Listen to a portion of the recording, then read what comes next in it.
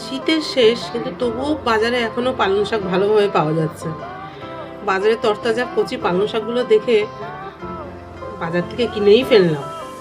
দেখা যাক এই পালং শাক দিয়ে এবার আজকে চিংড়ি মাছ দিয়ে পালং শাক দিয়ে একটা দারুণ সুস্বাদু একটা রেসিপি আপনাদের সঙ্গে শেয়ার করতে চলেছি। আপনারা দেখুন, অবশ্যই ভালো লাগবে। পালং শাকগুলো আমি বেছে ভালো করে পরিষ্কার করে কেটে জল ঝরিয়ে ধুয়ে জল ঝরিয়ে একটা ঝাঁঝরির মধ্যে রেখেছি, যাতে জলটা ঝরে যায় ভালো করে। আর যে সবজিটা আমি ব্যবহার করবো, যেমন আলু, কুমড়ো, বেগুন, এগুলোও আগে থেকে কেটে রেখেছি কাজের সুবিধার জন্য। আর চিংড়ি মাছটাকেও ধুয়ে বেছে পরিষ্কার করে নিয়েছি, কেটে খোসা ছাড়িয়ে রেখেছি। আর সামান্য যা ঘরোয়া উপকরণ আমাদের তো প্রত্যেকের ঘরেই থাকে, জিরে, হলুদ, লঙ্কা, পাঁচফোড়ন, নুন, এই তো রান্নায় আমাদের লাগবেই। আর তেলটা এবার গরম করে এর মধ্যে সামান্য পাঁচফোড়ন দিয়ে দিলাম। পাঁচফোড়ন গ্যাসের ফ্লেমটা কম করে দিতে হবে, নাহলে কিন্তু ফোড়নটা পুড়ে উঠলে তিতো হয়ে যাবে। আর ফোড়নের থেকে একটা মিষ্টি গন্ধ ছাড়ার পরে আমি সবজিগুলো সমস্ত দিয়ে দিলাম। কুমড়ো, আলু, বেগুন দিয়ে ভালো করে সাঁতলাতে হবে। ভালো করে সাঁতলানোর পরে আমি এতে হলুদের গুঁড়ো ব্যবহার করলাম।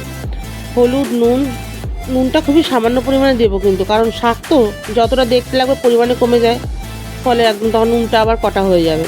নুনটা আপনারা আপনাদের স্বাদ মতন দেবেন, পরিমাণ অনুসারে দেবেন। আর এরপরে আমি একটু সামান্য লঙ্কার গুঁড়ো ব্যবহার করেছি। নুন, ঝাল, মিষ্টিটা পরে দেবো, মিষ্টি এখন দেইনি। দিয়ে আমি এটা ভালো করে নেড়ে চেড়ে এর মধ্যে চিংড়ি মাছটাও অ্যাড করে দেবো।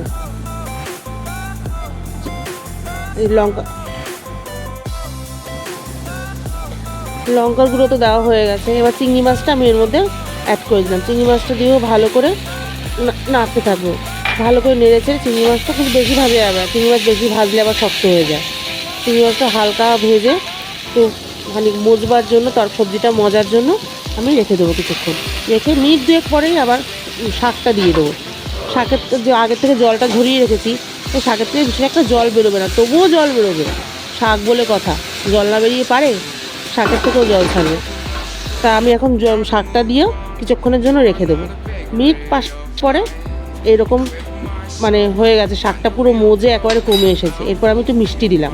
মিষ্টিটা আমি প্রথমে কিন্তু ব্যবহার করি, মিষ্টিটা পরে ব্যবহার করলাম। মোটামুটি সবজিগুলো আমি দেখলাম, যে সবজিগুলো চেক করে নিলাম, আলুটা সিদ্ধ হয়ে গেছে, মোটামুটি সিদ্ধও হয়ে গেছে। তাও কিছুক্ষণ একটু রেখে, আরও মিনিট 5 রেখে, গ্যাসের ফ্লেমটা কম করে মিনিট 5 রেখে, জল যেহেতু বেরিয়েছে, রেখে কিছুক্ষণ জলটা টানিয়ে নিতে হবে। গ্যাসের ফ্লেমটা ভালো করে কমিয়ে নিতে হবে কিন্তু। নিয়ে কিছুক্ষণ পরে ভালো করে নেড়ে এটা নামিয়ে দিতে হবে। খুবই সুস্বাদু এবং সামান্য উপকরণ দিয়ে করতে হয়, খুবই ভালো লাগে খেতে। আপনারা করে দেখবেন বাড়িতে। আমাদের পালং শাক, চিংড়ি মাছ দিয়ে পালং শাকের তরকারি অলমোস্ট রেডি। আমরা বড়ি দিয়েও করি, আজকে আমি চিংড়ি মাছ দিয়ে করলাম। আপনারাও করে দেখবেন, খুবই সুস্বাদু হয়। আপনারা বাড়িতে অবশ্যই একবার বানাবেন, বানিয়ে দেখুন, খুবই সুস্বাদু হয়। আমাকে ভালো লেগে থাকলে রেসিপিটি অবশ্যই লাইক করবেন, শেয়ার করবেন, কমেন্ট করবেন এবং চ্যানেলটিকে আমার সাবস্ক্রাইব করে রাখবেন।